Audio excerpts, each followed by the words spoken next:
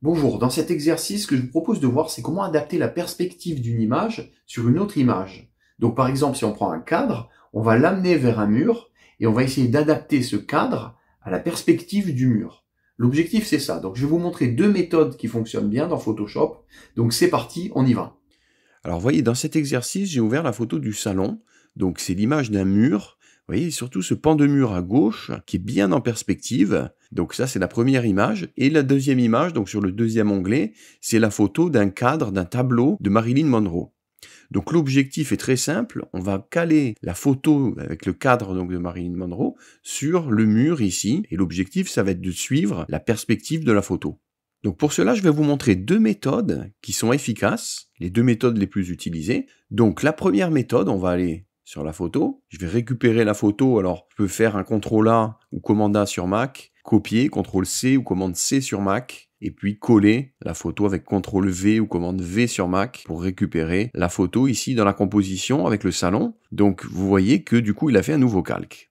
Alors par sécurité, je peux en faire un objet dynamique. Je peux faire clic droit sur le calque et demander convertir en objet dynamique. Et maintenant, je vais aller en bas et cliquer sur le cadre ici de transformation pour transformer l'image. Donc là, on va prendre un coin, on va réduire et je conserve évidemment les proportions naturellement. Voilà, donc on va caler ici le poster. Voilà, en termes de dimension. Donc vous voyez, je le laisse en bien grand, bien visible. Donc je valide avec entrée ma transformation et j'ai déjà posé l'image. Donc ça va être à peu près les proportions de l'image. Alors maintenant, il faut que j'arrive à suivre les lignes de perspective. Donc je vais prendre ici à gauche l'outil trait. Vous voyez, par clic droit, vous accédez aux formes géométriques. Donc il y a le rond, le carré, il y a aussi l'outil trait. Donc je prends ce trait et là-haut, je vais vérifier que j'ai bien un contour. C'est surtout le contour qui compte. Donc là, j'ai une couleur noire et je suis en mode forme, en mode vecteur. Donc c'est bien de garder ce mode vectoriel. Ça va être plus réversible, plus dynamique. Je vais pouvoir actualiser les traits. Donc ensuite, on va dessiner, on va suivre les lignes de point de fuite. Donc vous voyez, je vais au maximum où je peux aller. Voilà, je vais jusque là et je relâche le clic. Donc je suis en fait la ligne de la plainte, vous voyez, au niveau du mur. Ça, c'est mon premier trait. Donc, vous voyez, dans les calques, j'ai un nouveau trait. Alors, ce trait en flèche blanche, vous voyez l'outil juste au-dessus de l'outil trait, j'ai la flèche blanche qui me permet d'aller attraper les traits et de remodifier la position du trait. Donc, j'encadre le trait en flèche blanche et je peux le modifier et recaler le trait. Donc, c'est pour ça que c'est mieux en vecteur. On va faire pareil avec l'outil trait pour l'autre ligne. On part ici de là-haut. Et on va aller chercher à croiser les lignes, voilà, comme ceci. Alors, vous voyez, dans les calques, il m'a créé un nouveau calque. Je vais double-cliquer là-haut pour me faire de la place, voilà. Et je remonte un peu les calques. Donc jusqu'à présent, on a deux lignes qui se croisent. Alors selon la photo, vous voyez, les lignes, elles vont pas forcément se croiser. Elles partent un peu à l'extérieur, donc il faut visualiser quand même à peu près le point de fuite. Vous voyez, donc ici, le point de fuite, c'est l'endroit où les deux lignes se croisent. Donc c'est vraiment ici, ce point-là. Maintenant, ce qu'on va faire, c'est qu'on va se servir de ce point de fuite qu'on a construit pour créer une nouvelle ligne de perspective. Donc on va partir du point de fuite en cliquant, et on va passer par ce point ici. Vous voyez, qui va être fixe, et je relâche le clic. Donc j'ai créé une troisième ligne, ici, qui va me guider. Et ensuite, la quatrième ligne, toujours pareil, on part à peu près du point de fuite, on glisse, et on va passer par ce point, vous voyez, à gauche, comme ceci. Voilà, donc ces deux points ici à gauche vont être fixes, et on va juste caler les points à droite par rapport à ces deux lignes de perspective qui sont importantes. Donc ces lignes, on peut les mettre en blanc, je clique sur la ligne et je vais dans contour, on va mettre en blanc, comme ça vous voyez bien. Là, c'est la ligne 4, donc je mets en blanc. Voilà, donc maintenant qu'on a la ligne blanche, on va sélectionner le cadre, et là, on va cliquer donc sur le petit bouton transformer l'image, et on va utiliser le clic droit, et on va demander distorsion. Donc maintenant, on peut cliquer directement sur le visuel, je maintiens majuscule pour être droit, et pareil ici. Vous voyez, donc là, on a déjà le 3/4 du travail qui est fait.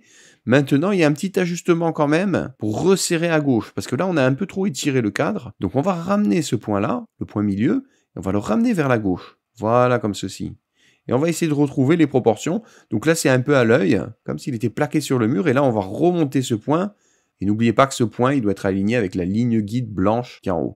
Donc je valide avec entrée et c'est fait. Voilà, donc les lignes, on peut les éteindre ou les supprimer. On a notre poster qui est calé sur le mur. Là, je peux aller en bas dans les calques avec FX et on va rajouter une ombre portée. Donc ici, ce que je peux faire, c'est cliquer directement sur l'ombre pour bouger l'ombre. La lumière, elle vient de la droite. Donc l'ombre, elle va partir à gauche. On voit d'après le modèle que les ombres sont floues, elles sont plutôt diffuses, le temps est gris, et donc ici je peux régler la taille, donc c'est le flou de l'ombre, et on va pouvoir régler et flouter un petit peu, que ça coïncide quand même avec l'ambiance de l'environnement extérieur, et on déplace ici notre ombre. Alors évidemment je pourrais passer du temps à perfectionner l'ombre, mais là, on a déjà une bonne base. Et on a notre visuel qui a été fait, qui a été placé en perspective avec la méthode numéro 1. Donc, c'est la méthode manuelle. On utilise la fonction distorsion et on crée des lignes de perspective.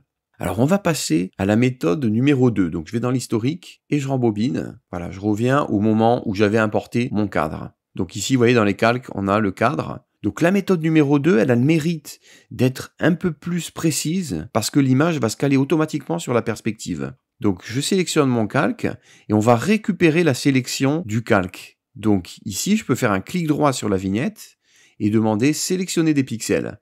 Automatiquement, il me récupère la sélection ici du calque.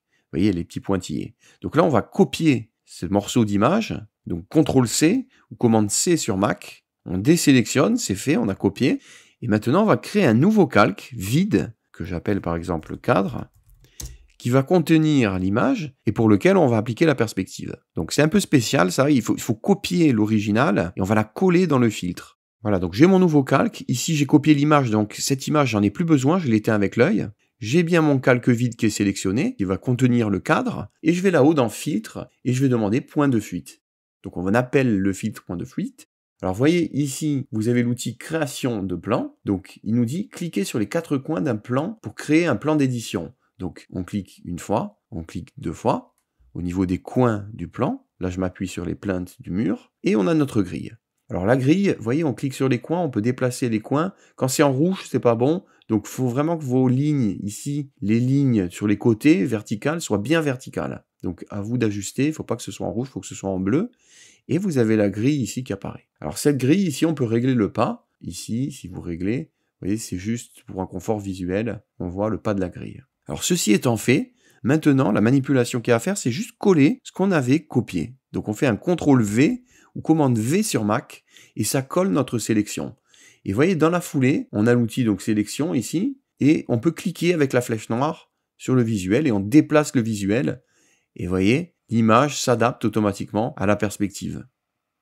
Donc je vais descendre un peu et je vais choisir l'outil maintenant transformation. Vous voyez, pour transformer l'image, on va un peu la réduire. Donc je maintiens un majuscule pour conserver les proportions, je réduis, je recale l'image. Donc vous voyez, elle se cale vraiment sur la perspective. Alors là, au niveau de la profondeur, il faut ajuster, pareil. Donc là, c'est un peu ce qu'on faisait avec l'outil distorsion. Vous vous rappelez, avec la méthode numéro 1, on ajuste quand même l'effet de profondeur pour ajuster les proportions. Voilà, et on va réduire ici un petit peu le visuel. Donc vous voyez qu'il suit automatiquement la perspective du mur, c'est ça qui est fort. Donc ici je vais le recaler comme ceci. Voilà. Donc vous voyez, les arêtes du cadre suivent bien les lignes de perspective du mur. Voilà, et donc là c'est gagné. Après vous ajustez avec l'outil transformation, vous voyez qu'il y a ici, en cliquant sur le petit coin, là vous ajustez un petit peu les proportions, l'étirement. Voilà, et ça se cale automatiquement sur la perspective. On peut le déplacer. Voilà, donc là c'est à vous d'ajuster. Et je valide avec entrée la transformation.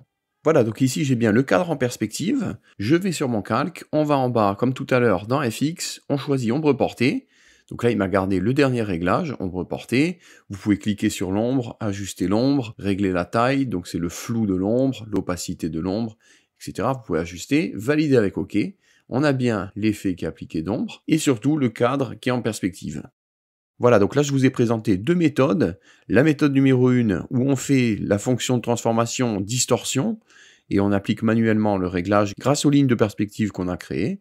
Et la deuxième méthode où on crée un calque vide et on passe par le filtre point de fuite. Voilà, donc j'espère que cet exercice vous aidera à mettre en perspective des objets. N'hésitez pas à poser des questions dans les commentaires et moi je vous dis à bientôt.